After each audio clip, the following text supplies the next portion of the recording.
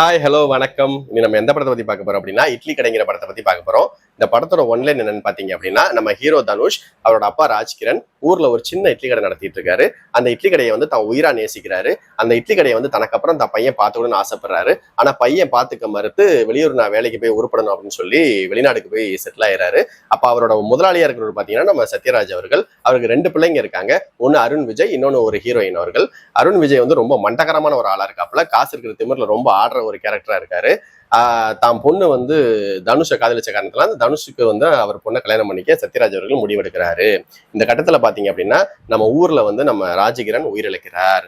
தான் அப்பாவோட இறப்புக்கு தனுஷ் வர அடுத்த நாளே அவங்க அம்மாவும் சேர்ந்து இறந்து போக இத்தனை வருஷமா நான் எங்க அப்பா அம்மா கூட இல்லை, ஆனா அவங்களோட கனவையாவது நான் நிறைவேற்றணும் அப்படின்னு சொல்லி தனுஷ் என்ன பண்றாரு, அந்த இட்லி கடையை வந்து தானே எடுத்து நடத்த முடிவெடுக்கிறாரு.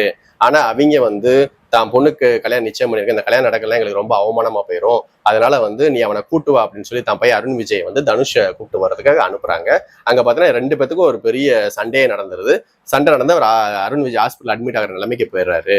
இப்படி வந்து ஃபர்ஸ்ட் ஆஃப் இருக்குது. செகண்ட் ஹாஃப் பாத்தீங்க அப்படின்னா ஒரு பழிவாங்கும் படலமா போய்கிட்டு இருக்கு. அதாவது அருண் விஜய் வந்து தனுஷை பழி வாங்கினாரா, தனுஷ் வந்து அவங்க அப்பா அம்மா ஆசையை நிறைவேற்றினாரா அப்படிங்கிறதா இந்த படத்தோட கிளைமேக்ஸ். இந்த படம் பாத்தீங்கன்னா உண்மையிலே ஒரு அழகான ஒரு படமா போயிட்டு இருக்கு. இந்த படத்துல நித்யா மேனன், நம்ம சமுத்திரகனி, பார்த்திபன் அவர்கள் சிறப்பான ரோல் பண்ணியிருக்காங்க. இளவரசு அவர்கள் தரமான ஒரு ரோல் பண்ணியிருக்காங்க.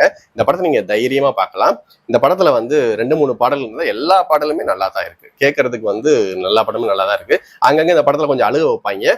அதை நம்ம வந்து கொஞ்சம் ஒரு ஃபீல் குட்டாவே நம்ம எடுத்துட்டு கொண்டு போய்கிட்டே இருக்கலாம். என்னைக்குமே நம்ம பெத்தவங்களை வந்து நம்ம பார்க்கணுன்ற ஒரு மைய கருத்தை வந்து இந்த படத்தை கொண்டு வந்து நம்மகிட்ட வைக்குது.